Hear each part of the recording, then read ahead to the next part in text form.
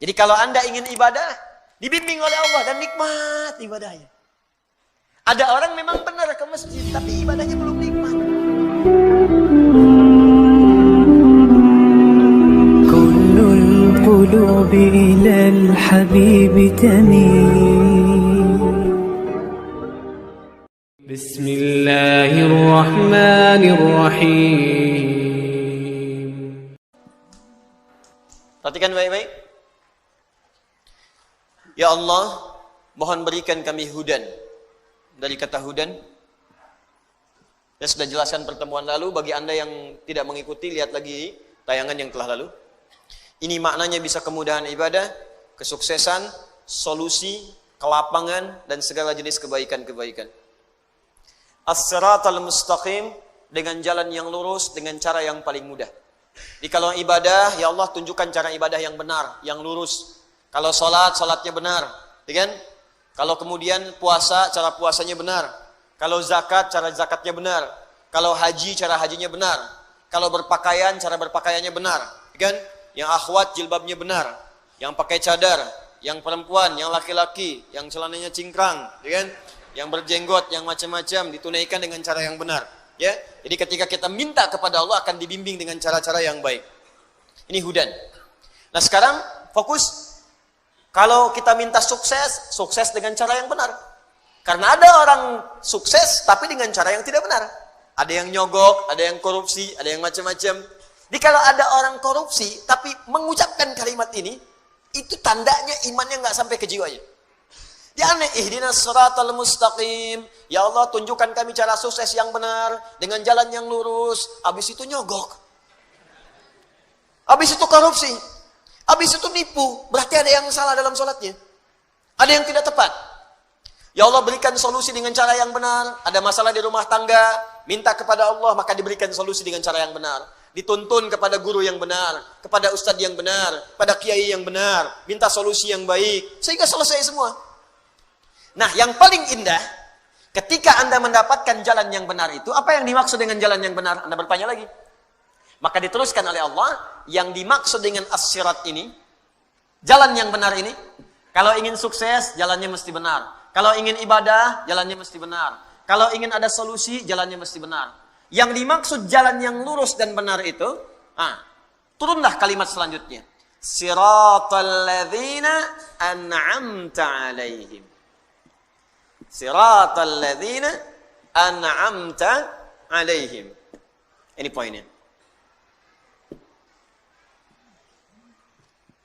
Maka muncul ya ayat yang ketujuh, kata Ibnu Katsir rahimahullah, maka yang dimaksud dengan kalimat siratal ladzina an'amta alaihim mufassirun lis-siratal mustaqim.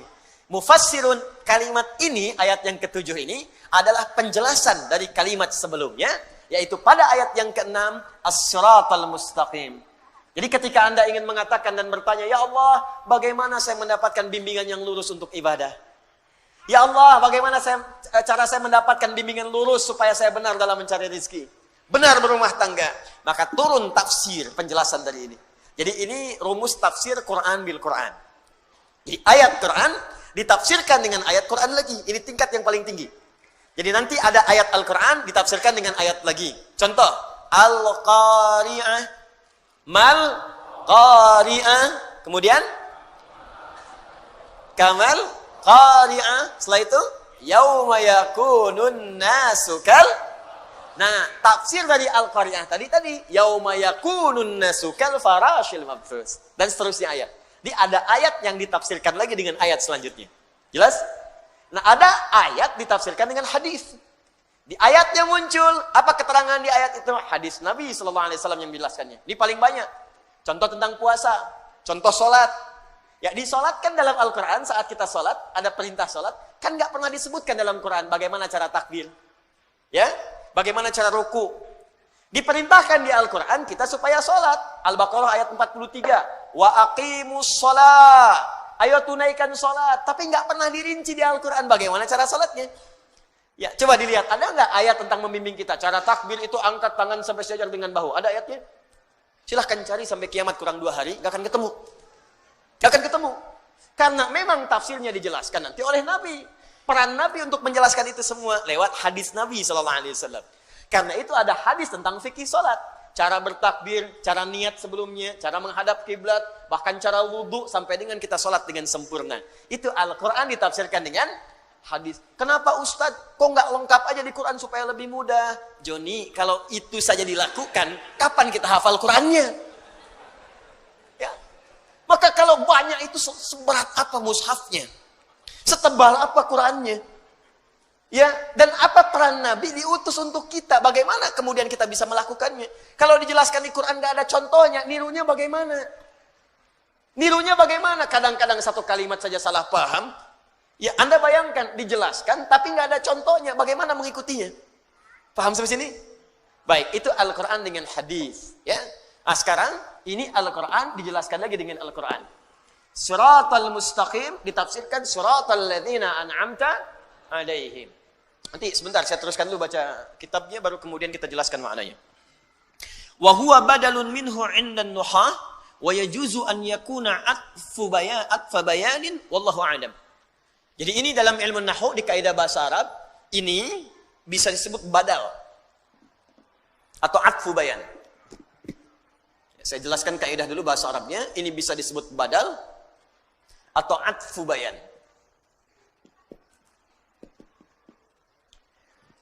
Badal artinya keterangan yang menggantikan, menjelaskan secara menyeluruh. Itu badal. Ya, misal yang dimaksud as-sirat ini keterangan menyeluruhnya adalah ini maksudnya. Jelas? Atau atfu bayan, diikutkan pada ataf itu mengikutkan pada kalimat sebelumnya. Jadi hukum menafsirkan ayat ini ikutkan pada kalimat sebelumnya, jangan tafsirkan sendiri.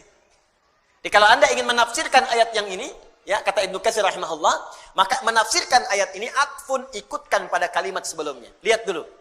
Karena itu di ilmu tafsir ada rumus namanya 2L 1S. Ya, 2L 1S, ya.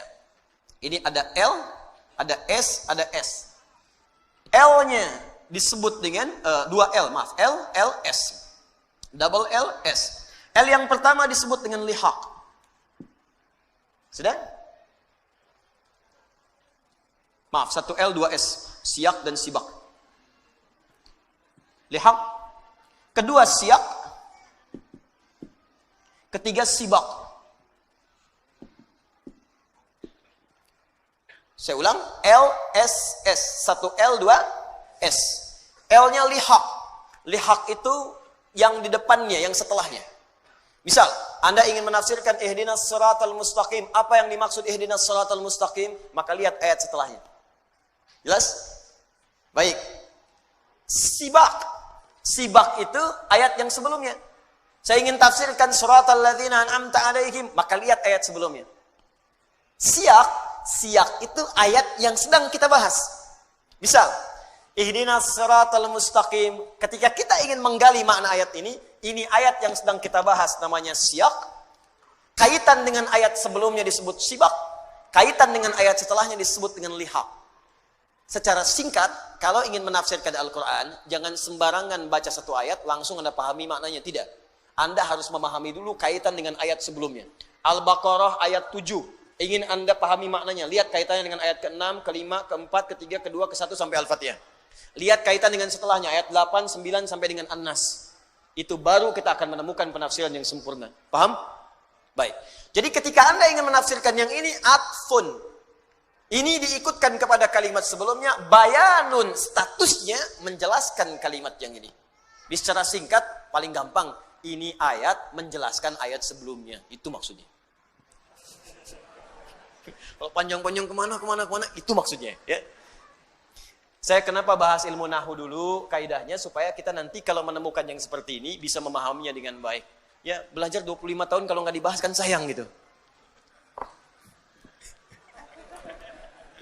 Baik. Sekarang kita tafsirkan per kalimatnya. Walladzina an'ama Allahu 'alaihim humul madhkuruna fi suratin Nisa, haitsu qala ta'ala, "Wa may yuti' Allaha wa rasulahu fa ulaika ma'al ladzina an'ama Allahu 'alaihim minan nabiyyin was-siddiqin wasyuhada'i was-salihin wa hasuna ulaika rafiqa." Sekarang fokus baik-baik. Lihat sini. Saya akan mulai jelaskan tafsirnya Dan di sini kita akan mulai serius memahami maknanya. Ya Allah, kami ingin mendapatkan kemudahan dalam ibadah, kemudahan dalam mendapat rezeki, kemudahan mengatasi persoalan, maka bagaimana cara kami mendapatkannya? Maka Allah turunkan ayat Siratal ladzina an'amta 'alaihim.